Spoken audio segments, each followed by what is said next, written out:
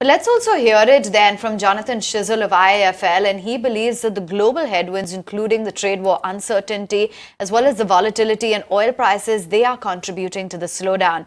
In fact, he's advising investors to remain stock-specific within the mid and the small caps and increase exposure to the blue chips in order to cope with the sell-off.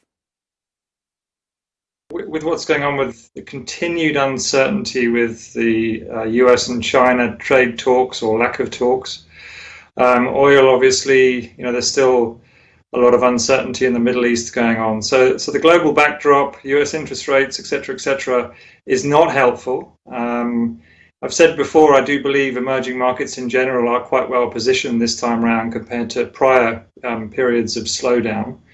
But clearly, in risk-off events, we had seen quite a bit of foreign money coming into India just prior to the election. I think there was a bit of profit taking, so some of that is reversed back out. And it's interesting to see if you look at foreign holdings in certain categories, we're at levels we haven't seen since 2012. So foreigners have they put a little bit of money in just before the election.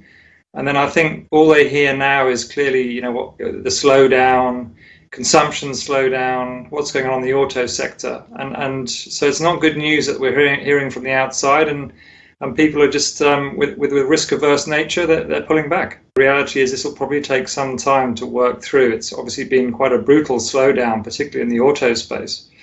And, you don't recover that quickly without, perhaps more stimulus from the government, which you could argue scrappage policy, all sorts of other policies, which I think the street was hoping for. So I think the government is in a constrained space. I think they are trying to do as much as they can.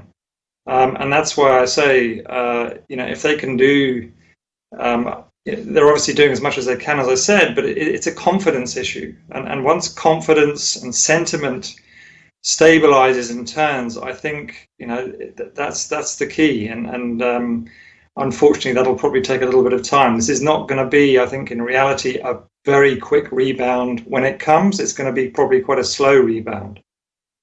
Okay, that's view coming in from Jonathan Schiessl.